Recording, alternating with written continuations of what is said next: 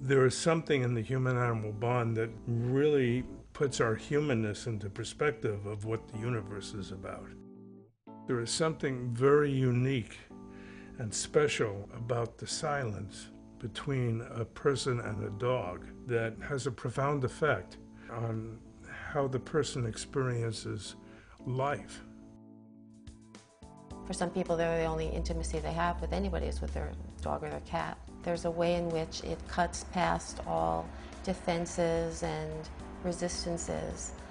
People have a very sort of immediate and emotional response to animals.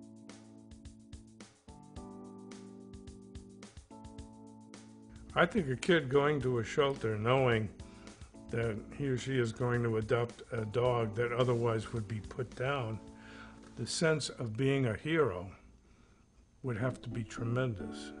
Animal Care and Control of New York City was started in 1995, and we are contracted by the City of New York to provide animal control and rescue services and adoption programs for the City of New York, and that includes the 5 boroughs. The immediate objective is to get animals off the street, stray, abandoned, injured, trapped, get them off the street and get them into the care centers where they can be safe. Right now, about 13% of the animals euthanized in our shelters are for space. We want that number to be 0. Our youth program started about 4 years ago, and we started with the Teach Love and Compassion, because we saw the importance of really teaching the kids the humane aspect of things, giving them the opportunity to learn about working in a work environment. People have the impression that for some reason the animals in the shelters are damaged goods, that they're there because they did something wrong. It's a big misnomer. I think for children, first of all, it's so powerfully positive for them to have someone who focuses on them and responds to them all the time. Their animal is their animal and focuses on them. Lay down. That's good. All right, now you pick what you want her to do, and then you show her the command. Dog training gives kids a lot of freedom to do things creatively. They can use a command that they want to use. They can use a hand signal that they want to use. And, you know, not every dog is the same. When I say I need you to be confident, who's your favorite baseball player? Alex Rodriguez. Why? He makes me feel like I'm a baseball player. When I gave him the leash and he was practicing on his own, he automatically knew what he had to do when he had that picture in his head. And you see from just the physical aspect, you know, it was great.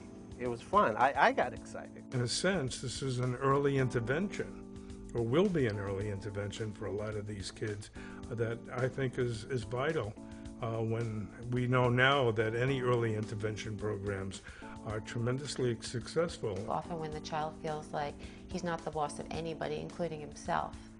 And part of what you're working towards is the child feeling really the boss of himself and being able to control his behavior, but doing that partially through being boss of the dog.